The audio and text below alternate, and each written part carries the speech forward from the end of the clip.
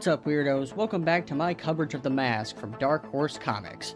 If you're here from our last couple parts, appreciate you coming back, but if you're just joining us and are completely new to The Mask comics, I highly recommend you check out the last two parts, or even just read the book for yourself. Also, leave your boy a like, comment, maybe a little sub, and share this video around with your friends or fellow comic fans. I'm making it my mission to hit 500 subs by this June of, well, this year. So help a fellow geek out. Anyways, enough with the blah blah. Issue 4, we rejoin the Mask as he's speeding through town in the police car, currently screaming, "Look out! No brakes! No brakes! Get out of my way! No brakes!" From the back of the car, the poor man who'd been arrested and is now just stuck there cries out fearfully, "Hey man, you're driving like a maniac!" "Say pal, what's your name?" the Mask answers. Jerry?" "Listen, Jerry, if you can't stand the heat, shut up!" We then join Lieutenant Kellaway and Kathy at her apartment as paramedics carry out the body of the cop the Mask shot dead. "Ma'am, I know you've had a rough time, but we really need to talk. I've got to know how all of this started." Kathy tells the initial story she gave the first two, now dead, cops, and then continues from when they came inside the apartment. "I left Stan back there and tried to get rid of the police. While I'm talking to them, we hear noises in my room. The police wanted to check it out, and when we got back here, Stan's gone. Instead, that thing is here, hitting everybody over the head." Kellaway responds, "With lamps, right? Just like you hit Stan. Tell me, why did your boyfriend break in the first place?" Kathy explains that they'd had a fight earlier that evening and broke up. When Kellaway asks what it was about, theorizing drugs, Kathy explains it was a gift, but she can't seem to find it at that moment. It's then that Kathy begins to put it together that the masked maniac is, in fact, Stanley, which is interrupted by the lieutenant repeating, "I guess it doesn't matter what the gift was, does it?" Kathy snaps out of it, saying, "No, it doesn't." And with that, Kellaway asks for Stan's contact info, telling Kath that he'll leave a couple officers outside her door tonight, to which she turns down. "I have a friend I can stay with." We then cut to a store where a purchase is being completed by a customer. 2, 3, and 4 makes 20. "Thanks for shopping at Smiley's." And just moments later, the Mask, with Jerry still in tow, crashes through the store window and proceeds to just drive around the store, grabbing what he wants, and then races to the counter, placing down his item. After waiting a moment for the rightfully terrified woman behind the counter to ring him up, he impatiently leans out the window and plops the money down. "Look, lady, I ain't got all night. Take the frickin' money!"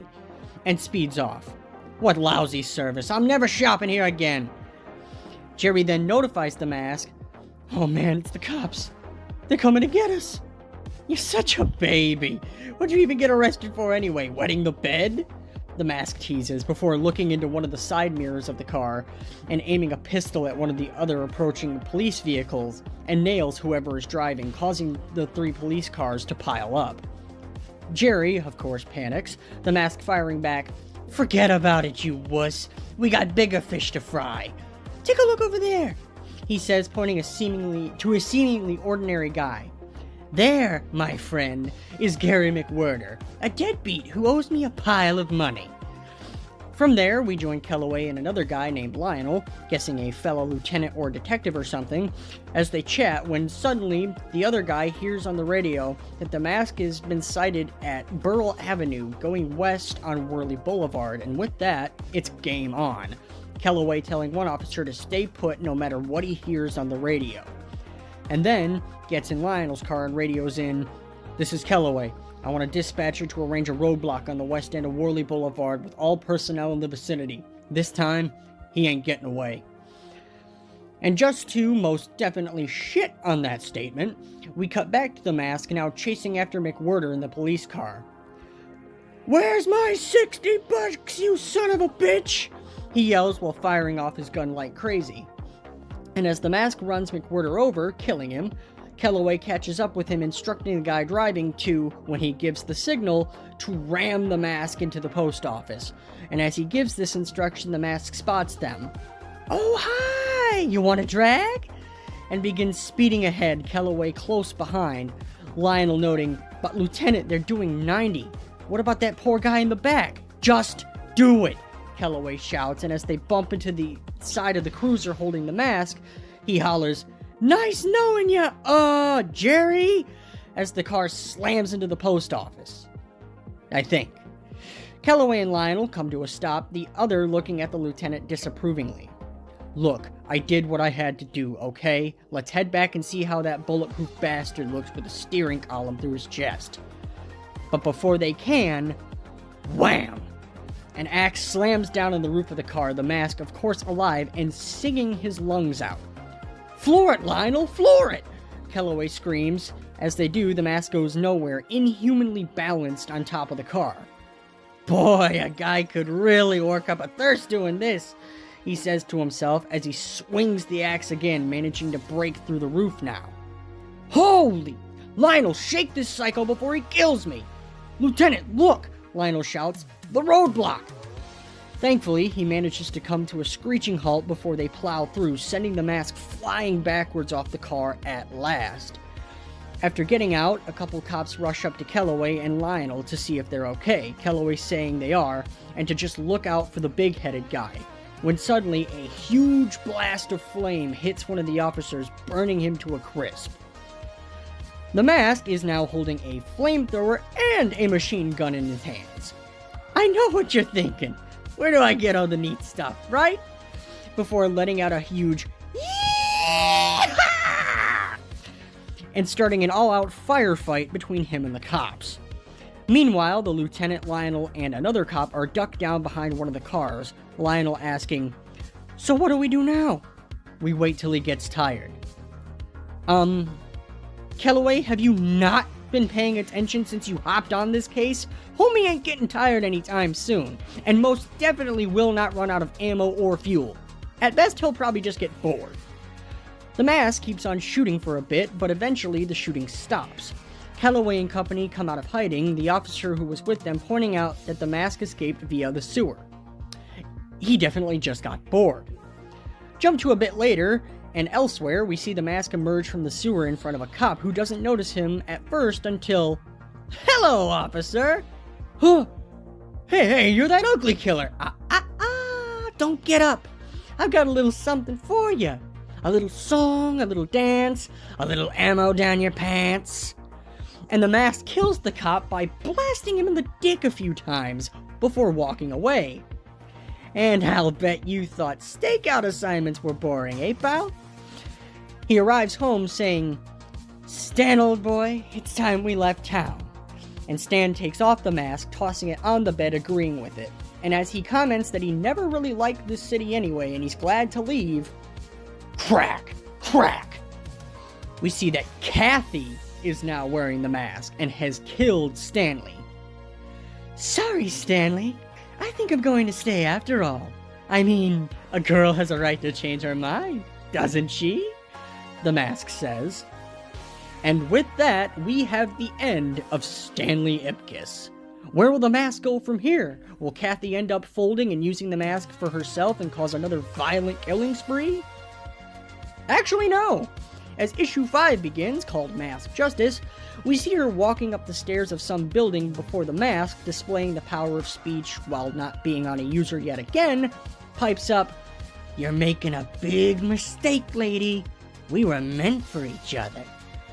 Kathy begins to scold it back before she looks up, noticing that 2 officers are staring at her like she's crazy. Yes, she's at the police station. She asks them where she can find Kellaway. "Second floor, room 217, one of them responds. And honestly, the nerd in me is going to believe that that's a Stephen King Shining book reference, and none of you can convince me otherwise. As Kathy approaches Kellaway's office, all of a sudden the door swings open with 2 men trying to leave, Kellaway shouting after them and grabbing one of them. The larger man, a lawyer, says one more thing to Kellaway, who responds by spitting venom at the skinnier man behind the counter, and we also see that the lieutenant is wearing a sling on his arm. After speaking with his fellow officer for a moment, the other guy steps out, and before Kellaway can shut his door, "Lieutenant?" Kathy pipes up, startling Kellaway. She begins to explain herself. Sure. Sorry about your boyfriend," the lieutenant says. "Oh, it was a shock, but we had just broken up, so I guess I'm over it now."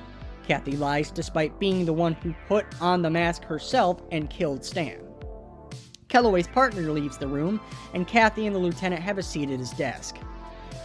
Well, I hope you won't be angry at me for not coming to you earlier, but I think you may find the answers to a lot of questions in this bag, Kathy says. Must be some bag. Upon opening it, looks like you brought me the wrong bag. The only thing in here is one big question, such as, what the hell is this thing? He asks, holding up the mask. That's your criminal. The cause of all your problems with that guy you chased all over town last month. What? I know it sounds crazy, but if you were to put the mask on, you would see what I mean, Kathy explained, which of course causes Kellaway to become curious, muttering maybe he will try it on. No!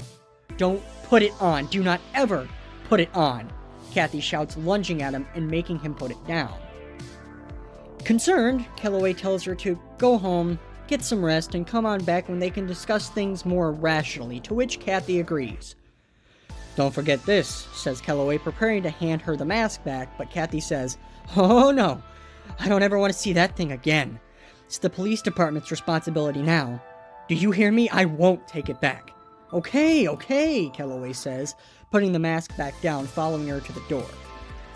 And remember, whatever you do, do not let anyone wear that thing, Kathy warns.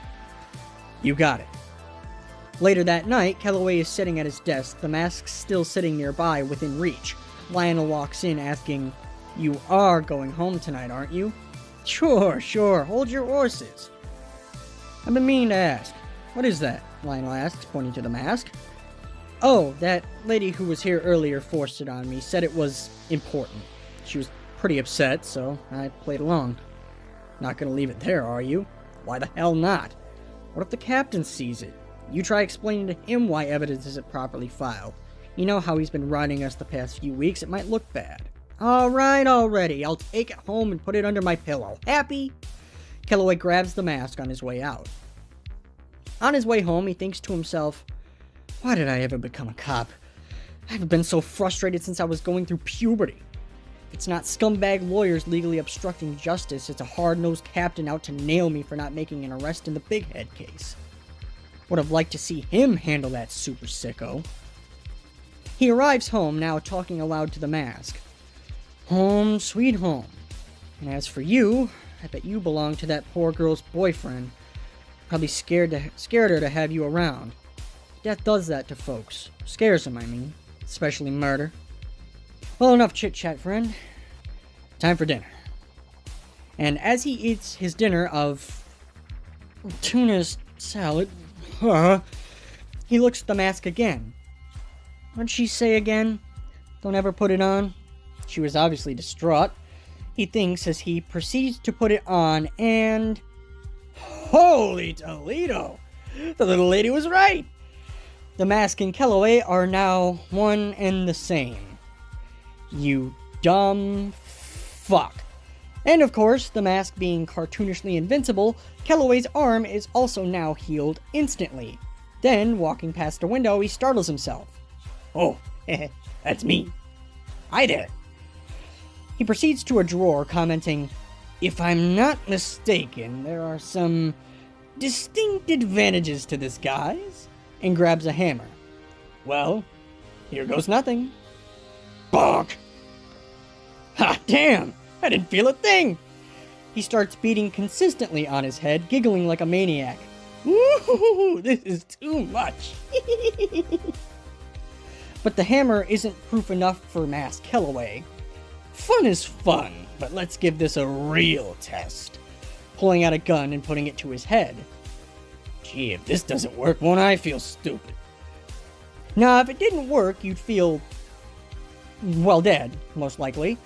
So I guess, more smartly, he aims at his hand rather than his temple. Bang! And next thing we know, homie's pulling a crow and peeping through a bullet hole in his hand. This is great! Unbelievable! But great! The captain will flip when he sees this. Wait a minute. What am I talking about? Screw the captain. I got some police business to attend to. And initially, I thought that meant the exact opposite of police business, like he was going to go on a murder revenge spree just like Stan. But thankfully, he goes a slightly better route. You'll see here in a bit. We then cut to a mostly empty restaurant, save for a table with 2 men and someone walking in the background. Stop looking at your watch. I'm quite aware that he's late, but keep in mind he's a very busy man. We're quite lucky he'll see us at all. I have to see someone at 11 o'clock. Will he be here before then? Probably. The man in the background approaches, a blonde man in a nice suit carrying a briefcase. Sorry to be so late, David, but today was crazy. David then introduces these 2 other men to one another. Not to worry, Stephen Lister, this is Eugene Rapaz. They shake hands, and we then learn something interesting about Mr. Rapaz. As you can see, I got Mr. Rapaz released on reasonable bail. The hell was this dude in prison for? We learn pretty quickly in what David says next. Of course, there are other problems. The police took Mr. Rapaz in on this trafficking charge to get him off the streets for a while. So, is this dude a sick criminal, or... whatever, moving on, maybe they'll explain later. Basically, this dude is saying by releasing him early, people would be more willing to testify in court? I don't know. Let's see what's going on elsewhere, shall we? Meanwhile, in a store of some kind, we see 2 masked men robbing the place while some poor old woman is working there. What a couple of fucking dicks. Are you sure that's everything, Granny? Yes, it's all there. I've done everything you asked. You aren't going to shoot me, are you? I told you that if you cooperated, I wouldn't shoot you. And I ain't gonna shoot you. Wow. What not? Oh, okay, never mind. He is. Boom. I was gonna say, what nice criminals, but should have known better, I guess. The 2 bozos proceed to run out of the store and begin panicking. Where's the car, man? Where's the freaking car? Look, down there. They rush toward a car not too far down the road where their getaway vehicle sits, and their driver is just about to pop the hood. Something's wrong with the car. It won't start. Won't start? Won't start? I don't believe this is happening. What did you do to it, man? I didn't do nothing. Just shut up, okay? Maybe I can fix it real fast. And just as he lifts the hood, who should be inside but the mask? I think it's your carburetor, pal. It's a good thing you guys steal American. These foreign engines can be so damn cramped. Awfully dirty, though. Don't stare at me, kid. I'm telling you, it's the carburetor. Here, see for yourself. And he grabs the runaway driver's head, stretching his eyes ludicrously wide before he slams the hood on his head. Let me ask you guys something. But before he can finish, the 2 goons just open fire, of course not phasing the mask, as he asks, "Aren't you supposed to wear those things on your legs?" Referring to their pantyhose masks. But seeing he's invincible, the criminals scream in terror and run for their lives. Fellas? Hey fellas, wait for me! 30 minutes later, the 2 crooks are back near the crime scene, having doubled back around in an attempt to lose Kelamask. Yeah, I like that. I'm gonna keep calling him that. They decide to go see if Wheels, their getaway driver, is still alive. Very doubtful. Upon getting back to the spot, they find cops are surrounding the area. Great. Well, we can't go this way, says one of them. And the other says, "Hey, what's that sound?" Now that I have your undivided attention, I'd like to demonstrate the art of balloon sculpting, Kelamask says joyfully. One of the goons then tries to pull his gun on him, but he is talked down pretty quickly as there are cops literally around the corner. But Kelamask ignores them as he twists a balloon. Now watch. A quick few turns of the wrists, and behold, we have a giraffe. And yes, for those of you asking your screen, wasn't this in the movie? Yes it was, only it was Dipkiss doing this trick. That's how Mask 2 should have gone down. Ipkiss to Kellaway, not that hellscape that's Son of the Mask. Huh. Anyways, a couple of well-placed twists and voila! A French poodle. Several more twists, and we have my favorite. Everybody say it together now. A Tommy gun! And he rains bullets upon the crooks. A cop turns his head, hearing the commotion, asking his fellow cop if he heard it too. He did, and so they walk off from... Oh, there's Wheels. He made it, surprisingly. The paramedic getting him in the ambulance calls for his partner. Derek, where the hell are you? The other man comes around. Sorry, Ben, was checking on the old lady, but she's beyond our help. We then learn that Wheels has a neck injury, so he didn't come out totally unscathed. They get him inside, and off they go. At some point, Ben hands Derek a syringe of sedative for the patient, but Derek sticks it into Ben instead before we get another macabre and iconic shot of the mask ripping the skinly disguise away. I don't care if skinly isn't a word, I'm using it. Revealing himself. Remember me? Wheels didn't get away after all. And with that, we have finally reached the halfway point of the Mask graphic novel and the end of Part 3. If you made it to the end, thank you so much for watching. Consider leaving a comment with your thoughts, maybe a little sub and bell tap for when Part 4 drops. And remember, stay weird. Peace.